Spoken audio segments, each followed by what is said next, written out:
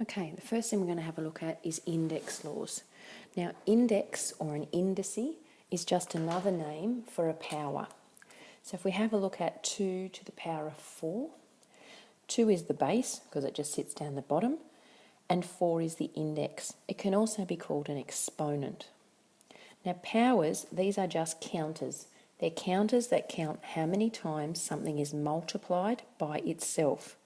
So if I have a to the power of 4, then that counter 4 tells me that a has been multiplied by itself 1, 2, 3, 4 times. Now when I have indices or powers, there are a number of rules that I can follow, or a number of rules that tell us how to do things, mathematical calculations in fact, with powers. So the first rule is what happens when I multiply terms that have powers together. So if I have, for example, a to the power of 4 multiplied by a to the power of 6, a to the power of 4 is a multiplied by itself 4 times.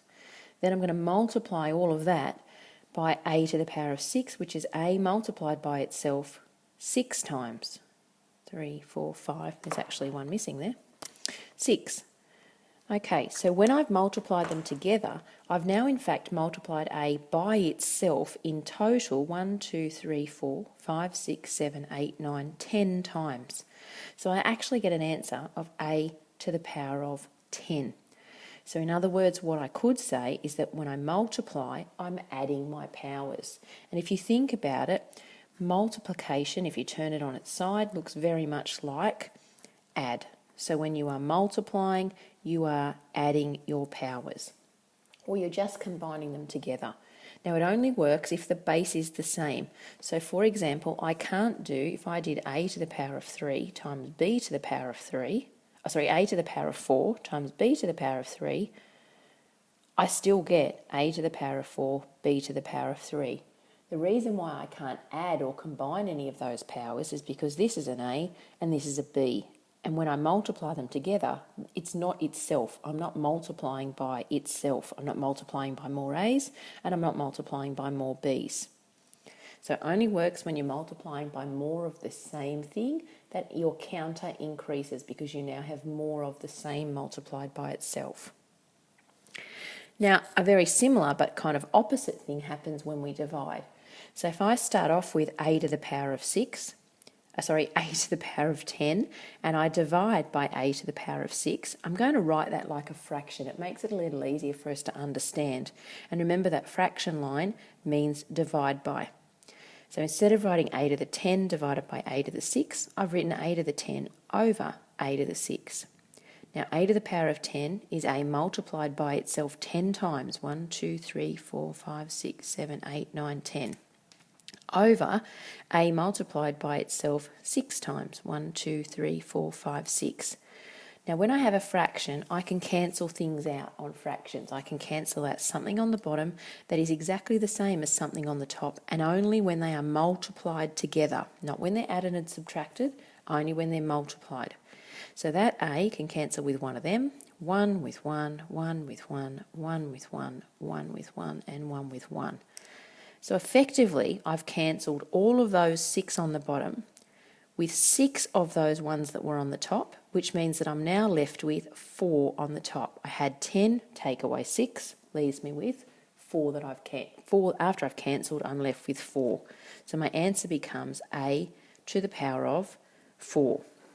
So you could kind of think that divide by sign, looks very similar if I take the dots away from the minus sign. So you can say that when you divide your powers or write them as a fraction, that when you're dividing terms that have powers in them, you are minusing the powers.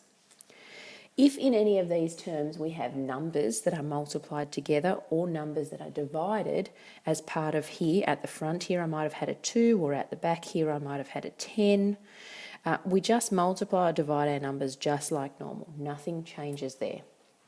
Okay, let's do a couple of examples. So the first one we're going to have a look at is e to the power of 4 times e to the 7 times f squared.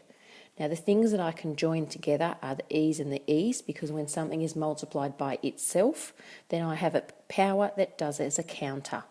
So e to the 4 and e to the 7 tells me that now e has been multiplied by itself 11 times. Or in other words, I'm adding my powers when they are the same base. I can add my powers together when I am multiplying. There's no other f's to combine, and I'm just going to leave it on the end. I can't throw it away, I can't do anything with it, but it just needs to stay next to it. I don't write that times sign in anymore. That's part of the things that we do in algebra. We don't write our times signs in. Okay, the next one looks quite complicated, but the first thing we notice is that we have numbers. Remember over here we said we just multiply or divide our numbers just like normal. So if I have 3 times 4, I get 12 just like I normally would. Now I have my a's. I have a to the power of 7. Over here I'm multiplied by a to the power of 2. So again, I now can combine my powers. I had 7, I've got 2 more. I now have a total of 9 a's multiplied by itself. Now I've got some b's. Do I have more b's over here? Yes, I do. I've got a b to the power of 4 and a b to the power of 6. They're multiplied together. So now in total I have b multiplied by itself was 4 and another 6, a total of 10 times.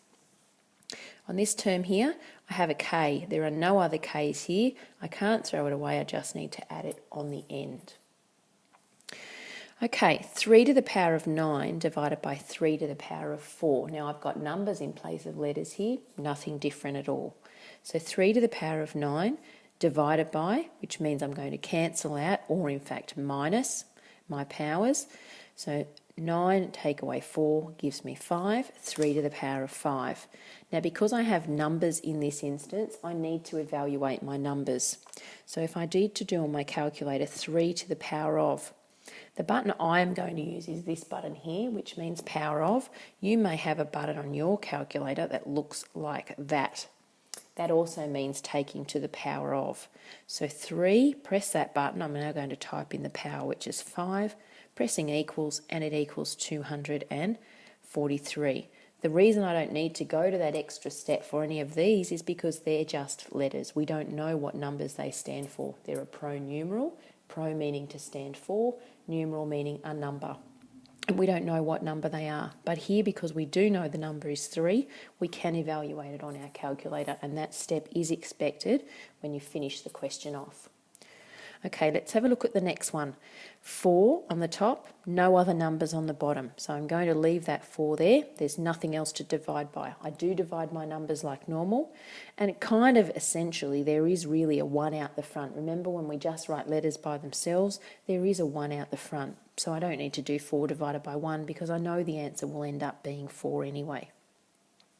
Fraction, remember, means divide by, and when I'm dividing, I either cancel or I minus my powers. So I have c to the 12 on the top with c to the 2 on the bottom. So all of those 2 can be cancelled out with 2 on the top is going to leave me with 10 on the top. So I'm going to have c to the power of 10. Or I could have said 12 minus 2 gave me an answer of c to the power of 10. Okay, the next one, I have a 6 on the top, no other numbers, so it's like a 1. 6 divided by 1, again, is going to leave me with 6. Now, in terms of my letters, excuse me, I have a v to the power of 3. I have no other letters here that are a v on the bottom. So just like up here when I had that extra f and I had the extra k, I'm just going to write the v cubed in because there's no other v's to go with it. It just needs to go on the end.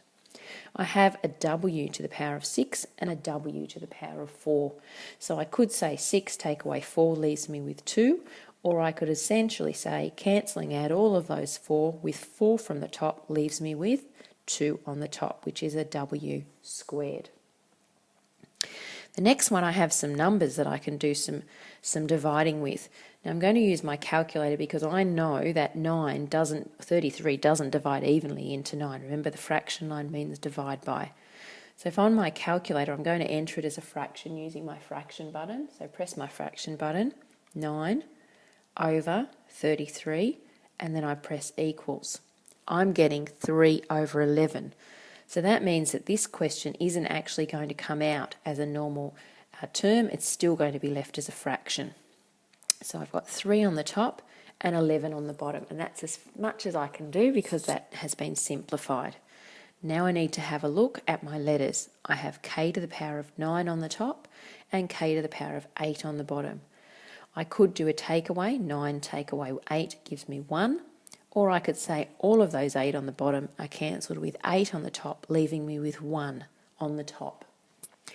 Now when I write k, just like I don't write 1 times k, I don't also write k to the power of 1. I just write k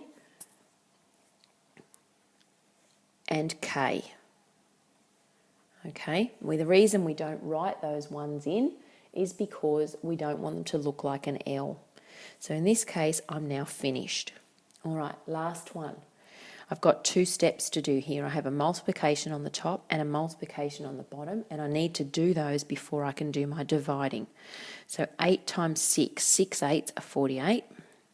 X to the power of 3, x to the power of 7. I'm multiplying now, so join those together or add, becomes x to the power of 10. Now let's look at the denominator. 12 times 10, just like normal. 12 times 10 is 120. X to the 6 times x squared, combine those powers together or add them, is x to the power of 8. Now I need to do my second step, which is actually look at the fraction or the dividing. So again, using my calculator, I'm not going to put this in as a fraction because it doesn't look like the big numbers on the bottom, so it's going to stay as a fraction. 48 over 120, press equals. I end up with 2 over 5. So again, I'm going to be left with a fraction as part of my answer. All of those 8 to the power, x to the power of 8 can cancel out with 8 on the top, leaving me with 2 on the top, which is an x squared. I think this should give you enough information that you can now go and work on exercise 6.1, page 233. I'll attach it to the post for you. You can work on question 1, 2, 5 and 8 and just doing the first column only, please.